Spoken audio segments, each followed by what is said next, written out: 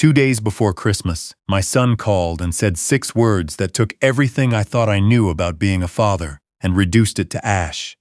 Don't bring yourself here this year. I was standing in my kitchen in Denver when he said it. I had a mug of coffee in my hand, and snow was coming down outside the window in that quiet, heavy way it does in December, when it means it. I set the mug down very carefully on the counter because I needed something to do with my hands. My son's name is Bradley. He was 34 years old at the time, married to a woman named Sasha, living in a suburb of Minneapolis in a house I helped them buy the down payment for. I'm telling you that detail not to be bitter about it. Or maybe I am, a little. But because it matters later. He didn't say why. He said his wife was uncomfortable. He said the holidays were complicated. He said he hoped I understood. I said I understood. I didn't understand at all. After I hung up, I stood in that kitchen for I don't know how long. The snow kept falling. The coffee went cold. I was 62 years old, retired from 30 years of working civil engineering projects across the Mountain West, widowed 6 years prior when my wife Linda passed from pancreatic cancer, and I had just been told by my only son that I was not welcome at Christmas. I did what men my age do when they don't know what else to do. I called my daughter. My daughter Penny answered on the second ring. She lives in Portland, different time zone, and she'd already been awake a while. I told her what Bradley had said. There was a silence that I recognized, the kind she uses when she's choosing between what she wants to say and what she thinks I can handle.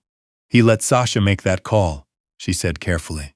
I know, I said. She didn't argue with me about whether that made it better or worse. She just said, Dad, you should still have Christmas. You shouldn't sit in that house alone.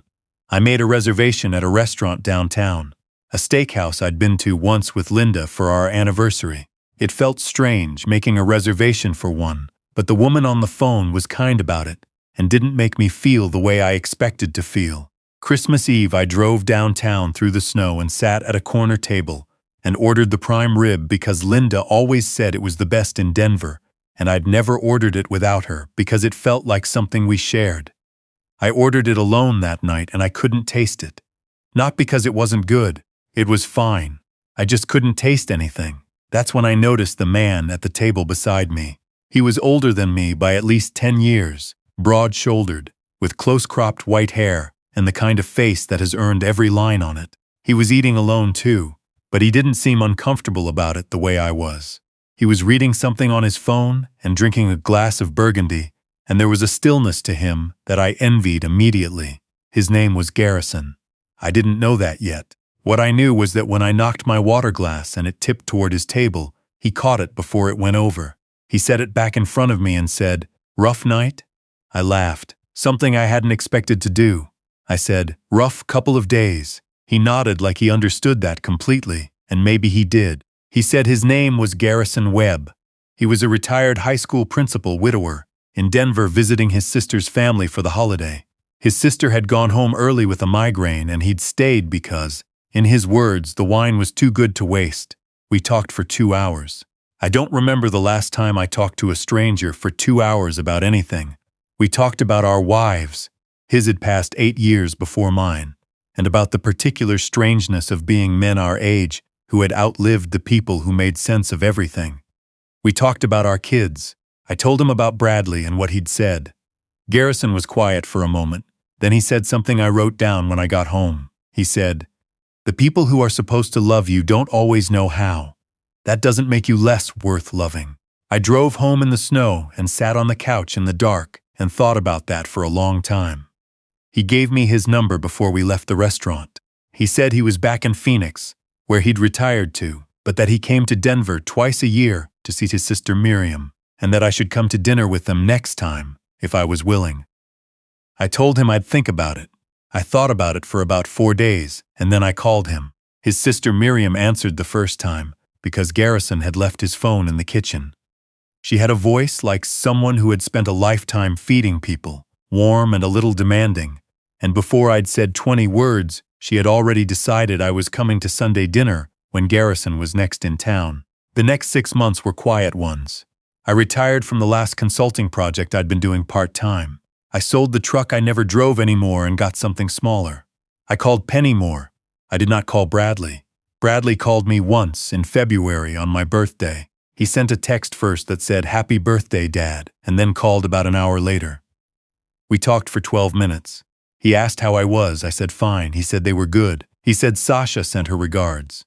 I did not say what I was thinking, which was that Sasha had been the reason I ate Christmas dinner alone, and that regards from her landed on me about the way a screen door does in a hurricane. I said, "Tell her, thank you."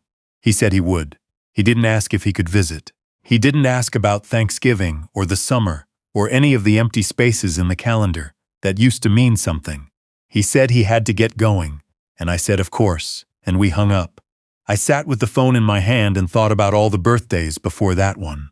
The ones where he'd come home and we'd have ribs on the grill the way he'd liked since he was 12, and Linda would make her cornbread, and we'd sit on the back porch until it got dark. Those birthdays felt very far away, like something that had happened to a different man. May came, and Garrison came with it. He arrived in Denver on a Thursday and called me from Miriam's house the same afternoon. "Sunday dinner," he said. "Miriam's already planning the menu. You're not getting out of it." I showed up Sunday evening with a bottle of Cabernet and a grocery store pie, because I didn't know what else to bring, and Miriam met me at the door like I was someone she'd been waiting on. She was 70, small, and moved through her own kitchen like a general. She took the pie, said good, she'd been hoping for something sweet, and put it on the counter without another word. Garrison was on the back porch with Miriam's husband, Carl, a man of few words and strong opinions about baseball. They made room for me in the conversation without making an event of it. By the time dinner was on the table, I had forgotten to be nervous. There were 6 people at that table. Miriam's daughter and her husband, Carl's younger brother who was passing through, Garrison, me, and I felt, in the middle of that ordinary Sunday dinner, something I hadn't felt in a very long time. Not happy exactly, not yet. Something smaller than that. Something like the possibility of being all right. Miriam noticed things. That was her particular gift. She noticed when Carl's brother was getting quiet and shifted the conversation. She noticed when Garrison needed more wine before he asked. And she noticed, toward the end of that first dinner, that I had gone somewhere else for a moment, someplace inside my own head that wasn't the table. She reached over and touched the back of my hand once. Just briefly, she said, "You doing okay over there, Warren?" Nobody had asked me that in a long time without it being a formality. I said, "I think so. I think I'm starting to be." She just nodded, like that was the right answer, and passed me the cornbread. In the months that followed, I found myself looking forward to those Sunday dinners, the way I used to look forward to things when Linda was alive. Garrison came to Denver 4 more times that year. When he wasn't there, Miriam still called. Carl sent me articles about the Rockies without comment. Her daughter Jessie included me on a group text about a barbecue that summer, like it was the most natural thing in the world. I was being woven into something. I wasn't sure when it had started or how I'd let it happen, but I wasn't fighting it. September came, and Bradley came with it, not in person. He called on a Tuesday evening when I was on the back porch, with a book and the last of the summer warmth. I almost didn't answer. I had been getting better at that, at not answering things that were going to cost me something I couldn't afford. But he was still my son. "Hey, Dad." He had that voice, the careful one, the one he used when he needed something, and was managing how he asked for it. It was a voice I'd heard before many times, and I'd always given him what he wanted, because I thought that was what good fathers did. We talked for a few minutes about nothing in particular, and then he said, "Actually, we've been going through a bit of a rough patch, Sasha and me." I said I was sorry to hear that. He said it was mostly financial, that Sasha's retail business had taken some hits, that they were behind on the house, that they had been hoping, if I was in a position to help, that maybe I could loan them $30,000 to get caught up and stabilize things until the business turned around. I sat with that for a moment on the porch. $30,000. The number floated there between us on the phone. I thought about Christmas. I thought about the 12-minute birthday call.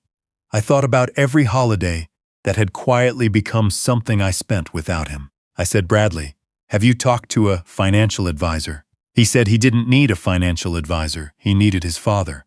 I said, "Those aren't the same thing." There was a pause. "The kind that fills up with something." He said, "After everything, Dad, after everything you put us through, I knew what was coming."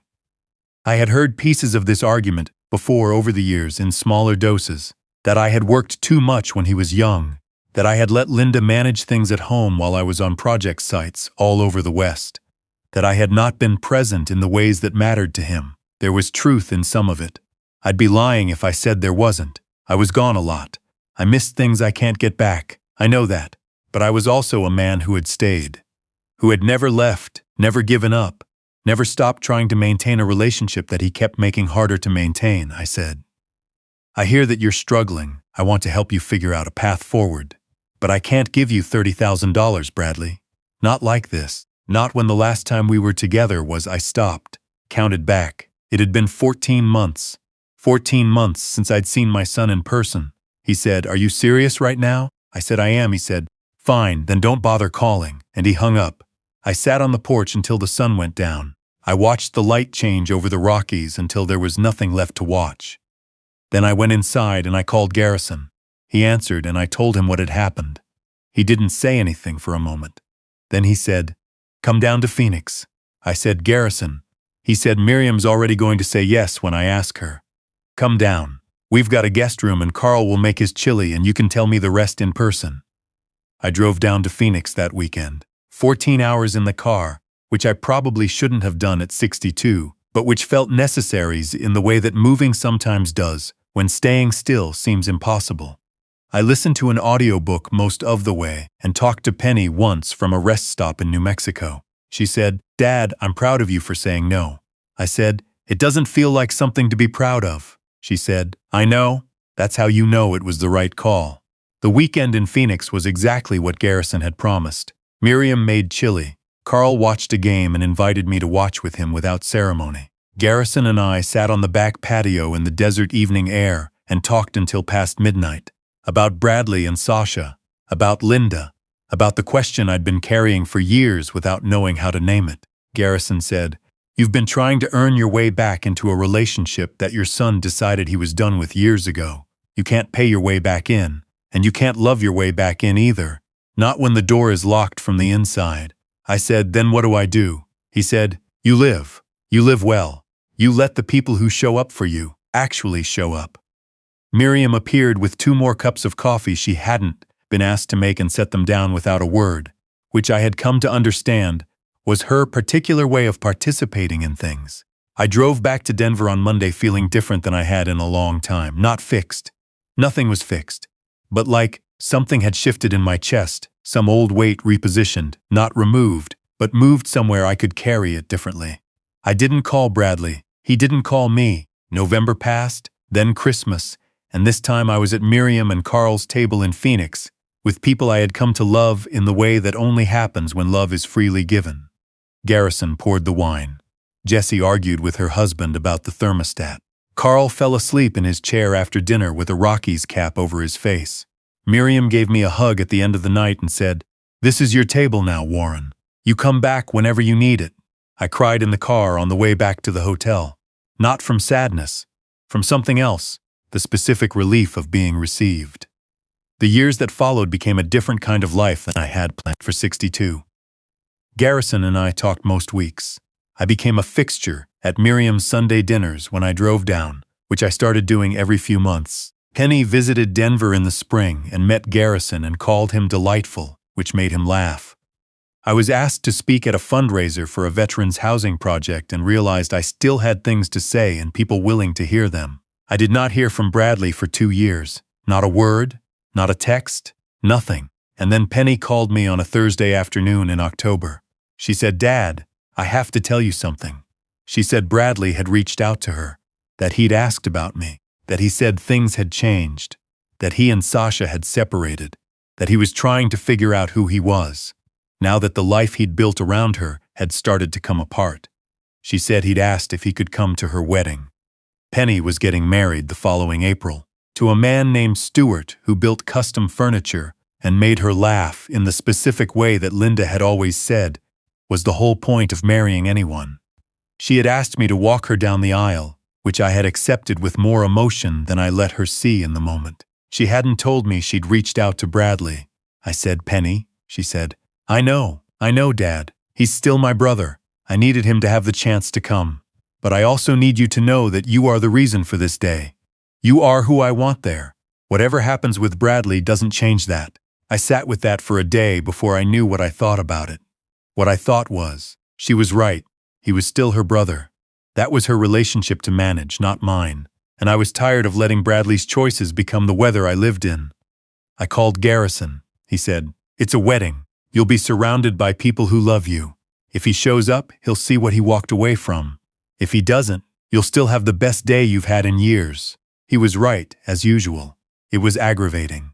April came in the way that Colorado April does, still cold in the mornings, but with the particular smell of something returning. Penny married Stuart in a small venue outside Fort Collins on a Saturday afternoon. Garrison drove up from Phoenix. Miriam and Carl came. Jessie brought her husband. There were 40 people, most of whom I didn't know, and all of whom seemed delighted to be there. I walked Penny down the aisle in a gray suit Linda would have approved of, and watched my daughter's face when she saw Stuart waiting at the end of it. That look, that specific, private recognition. I held it together until I sat back down, and Garrison put his hand on my shoulder, and then I didn't hold together quite as well. The reception was in a barn with string lights, and a band that played Emmylou Harris covers, and a meal that was simple and honest and good. I was talking to Miriam and Carl near the edge of the dance floor when I saw him. Bradley had gained weight around the jaw since I'd last seen him. He looked tired in the way that men do when something they trusted has let them down. He was standing near the bar with a drink he wasn't finishing, watching the room with the expression of someone who had arrived somewhere and was only now understanding where he actually was. His eyes found me across the room. He walked over. I watched him make the decision to do it. "Dad," he said. "Bradley," I said. He looked at Garrison, at Miriam, at Carl, at the particular arrangement of people around me who clearly belonged there and belonged to each other. I saw him understand it in pieces, the way you understand something you're not ready to understand. He said, "These are your." He didn't finish the sentence. "These are my family," I said. Garrison, Miriam, Carl. The people who showed up. He looked at me for a moment. I could see him reaching for the old script, the one where my softness could be accessed through the right pressure point. But something was different this time, and I think he could feel it too. He said, "I owe you an apology." I said, "You do." He said I was wrong, about Christmas, about the call, about all of it. I let Sasha. He stopped, took a breath. I let her decide too much for too long, and I used her as a reason to not deal with things I didn't want to deal with. "That's the most honest thing you've said to me in years," I said. He nodded. He didn't argue with it. I said, "Bradley, I love you. That's not gone. But I stopped waiting for you to come back to me. I stopped putting my life on hold in case you changed your mind. These people," I didn't gesture, I didn't need to. "These people are here because they chose to be, because they kept choosing." He said, "I know." I said, "If you want to figure out how to have a relationship, a real one, I'm willing to try. But it starts with you showing up. Not when you need something, just showing up." He said, "Okay." I said, "Okay." Penny found us a few minutes later, and the look on her face when she saw us standing together was the best gift she gave me that day, and she gave me many. She hugged her brother, and then she looked at me over his shoulder with her mother's eyes, and I understood, the way you understand things that don't have words, that Linda would have been all right with how things had turned out. That night, after the reception wound down, after Garrison and I had loaded into his car and were driving back toward the hotel in the dark, he said, "How are you doing?" I said, "I think I'm doing all right," he said. "You looked good in there. You looked like yourself." I thought about that, about what it meant to look like yourself, about the man who had sat alone in a Denver steakhouse on Christmas Eve 2 years before, unable to taste his food, convinced that love was something that had been distributed while he wasn't paying attention, and he'd simply gotten too small a share. I said, "Garrison, do you remember what you said to me that first night? At the restaurant?" He thought about it. Said, "I say a lot of things. You said the people who are supposed to love you don't always know how, but that doesn't make me less worth loving." He was quiet for a moment. Then he said, "I meant it." "I know," I said. "I just wanted you to know that I finally believe it." We drove the rest of the way in the comfortable silence of people who don't need to fill the air between them. The mountains were dark shapes against a darker sky. The city lights spread out below us. I thought about Miriam's table, about Carl's chili, about Jesse's group texts about barbecues, about Penny's face at the altar, about Bradley standing at the edge of the dance floor, understanding something too late and deciding maybe to understand it better going forward. I thought about Linda. I thought about the specific way she used to reach across the car console and rest her hand on mine without saying anything, just to say, "I'm here, I see you." I had spent years after her death believing that kind of thing was something you only got once if you were lucky. I was wrong about that too. Not wrong to miss her. Never wrong to miss her, but wrong to believe that her absence meant the end of being known. Wrong to believe that one closed door was the whole architecture of belonging. Some doors close. Some people walk away. Some sons get lost inside marriages that have no room for the people they came from. And sometimes, on Christmas Eve, a stranger in a restaurant catches your water glass before it falls, and everything changes from there. You don't see it coming. You never do. But if you stay open enough to say yes to a Sunday dinner, if you're willing to show up at someone else's table and let yourself be counted among the people who belong there, that's when you find out what family actually is. Not the people who have to love you, the people who decide to.